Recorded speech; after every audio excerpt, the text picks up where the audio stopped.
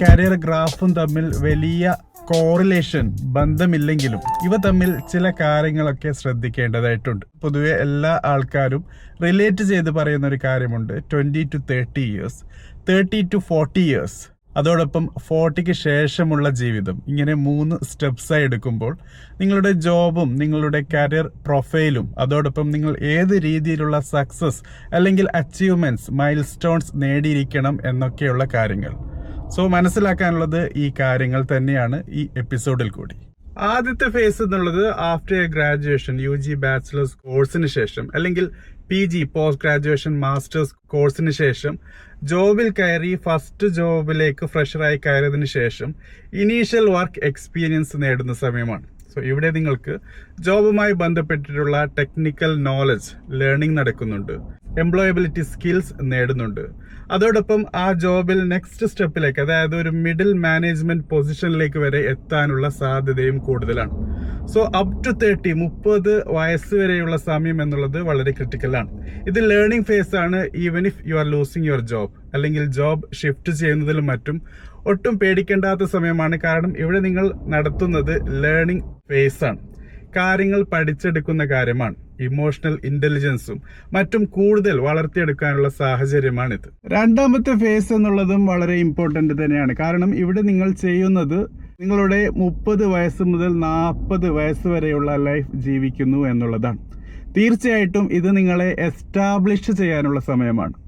ഏത് career domain ആയാലും മേഖലയായാലും അതിൽ എസ്റ്റാബ്ലിഷ് ചെയ്യേണ്ട കാര്യങ്ങൾ പഠിച്ചെടുക്കുക എന്നുള്ളതാണ്. ലേണിംഗ് ഫേസിൽ ഏറ്റവും കൂടുതൽ അറിഞ്ഞിരിക്കേണ്ടത് നിങ്ങൾക്ക് വേണ്ടത് ക്യൂരിയോസിറ്റിയും അതോടൊപ്പം പേഷ്യൻസ്, ക്ഷമയുമാണ്. പക്ഷേ രണ്ടാമത്തെ ഫേസിൽ, അതായത് എസ്റ്റാബ്ലിഷിംഗ് ഫേസിൽ നിങ്ങൾ ചെയ്യേണ്ടത് നിങ്ങളുടെ മാനേജ്മെന്റ് സ്കിൽസും ലീഡർഷിപ്പ് സ്കിൽസും കൂട്ടുക, വർദ്ധിപ്പിക്കുക എന്നുള്ള കാര്യം തന്നെയാണ്. സോ തീർച്ചയായിട്ടും ഈ സമയത്ത് എസ്റ്റാബ്ലിഷ് ചെയ്യാനുള്ള അവസരങ്ങൾ ഉപയോഗിക്കുക എന്നുള്ളത് വളരെ ക്രിട്ടിക്കൽ തന്നെയാണ്. അടുത്തത് 40+ ആണ്. 40 വയസ്സിന് ശേഷമുള്ള നിങ്ങളുടെ കരിയർ ലൈഫ് ആണ്. തീർച്ചയായിട്ടും ലൈഫ് അതോടൊപ്പം കരിയർ എൻജോയ് ചെയ്യാനുള്ള സമയമാണ്. എൻജോയ്മെന്റ് ഫേസ് എന്നൊക്കെ പറയാറുണ്ട്. പക്ഷെ പല കൂട്ടുകാരും എൻജോയ്മെന്റ് എന്ന് വിചാരിക്കുമ്പോൾ റിട്ടയർമെന്റ് എന്നാണ് കരുതുന്നത്. കംപ്ലീറ്റ്ലി ജോബൊക്കെ നിർത്തി കാശ് ബാങ്കിൽ നിന്ന് എടുത്ത് അല്ലെങ്കിൽ ഇൻവെസ്റ്റ് ചെയ്ത കാശിന്റെ എഫേർട്ടിന്റെ ഫലം ആസ്വദിക്കുക എന്നുള്ളതാണ്. പക്ഷെ അതല്ല ശരിക്കും ഉദ്ദേശിക്കുന്നത്. നിങ്ങൾ ആദ്യത്തെ ഫേസിൽ ചെയ്ത ലേണിംഗ് കാര്യങ്ങൾ, നിങ്ങളുടെ ക്ഷമയോടും നിങ്ങളുടെ ക്യൂരിയോസിറ്റിയിലും നേടിയ കാര്യങ്ങൾ, രണ്ടാമത്തെ ഫേസിലാണെങ്കിൽ നിങ്ങളുടെ മാനേജറിയൽ ലീഡർഷിപ്പ് സ്കിൽ വളർത്തിയെടുത്ത കാര്യങ്ങൾ, ഇതൊക്കെ നിങ്ങൾക്ക് 40 വയസ്സിന് ശേഷം അത് നിങ്ങളുടെ ജോബിൽ എങ്ങനെ എസ്റ്റാബ്ലിഷ് ചെയ്തതിന് ശേഷം അതിന്റെ ക്വാളിറ്റി ലൈഫ് ആസ്വദിക്കാൻ പറ്റുന്നു എന്നുള്ളതാണ്. അതല്ലാതെ ജോബ് നിർത്തി വീട്ടിലിരിക്കുക എന്നല്ല, മറിച്ച് ആ ഡൊമൈനിൽ നിങ്ങളുടെ ആധിപത്യം ആസ്വദിക്കുക എന്നുള്ളത് തന്നെയാണ്. സോ ഇതാണ് നിങ്ങളുടെ ലൈഫിലെ ഓരോ വയസ്സും ഓരോ ഫേസും കരിയറിൽ എത്തിച്ചേരേണ്ട മൈൽ സ്റ്റോൺസുമായി ബന്ധപ്പെട്ട് അറിഞ്ഞിരിക്കേണ്ട സിമ്പിളായ ചില കാര്യം. 3 ഫേസാണ്. ആദ്യത്തെ ഫേസിൽ ലേണിംഗ് നടക്കുന്നു, രണ്ടാമത്തെ ഫേസിൽ എസ്റ്റാബ്ലിഷ്മെന്റ് ആണ്, മൂന്നാമത്തെ ഫേസിൽ എൻജോയ്മെന്റ് ആണ്. സോ ഈ 3 കാര്യങ്ങളും തീർച്ചയായിട്ടും നിങ്ങളുടെ ലൈഫിൽ കാര്യമായ മാറ്റങ്ങൾ കൊണ്ടുവരുത്തും എന്നാണ് പ്രതീക്ഷിക്കുന്നത്.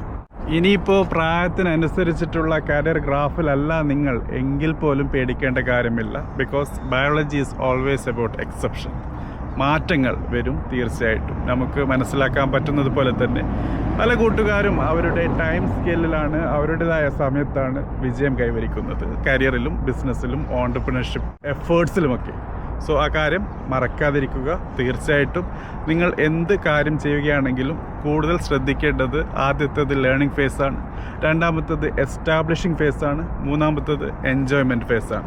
ഈ 3 കാര്യങ്ങളും ശ്രദ്ധിച്ചാൽ തീർച്ചയായിട്ടും നിങ്ങളുടെ കരിയർ ഗ്രാഫിനെ നിങ്ങൾക്ക് മുന്നോട്ട് കൊണ്ടുപോകാൻ പറ്റും. അത് പ്രായത്തിനനുസരിച്ച് നടക്കണമെന്ന് നിർബന്ധമില്ല. നേരത്തെ പറഞ്ഞ കാര്യം പൊതുവെ ഫോളോ ചെയ്യുന്ന, പൊതുവെ കാണപ്പെടുന്ന ഒരു കരിയർ ഗ്രാഫാണ്. അത് എല്ലാവരുടെ കാര്യത്തിലും നിർബന്ധമായി വരണം എന്ന് വാശി പിടിക്കുന്നത് നല്ലതല്ല.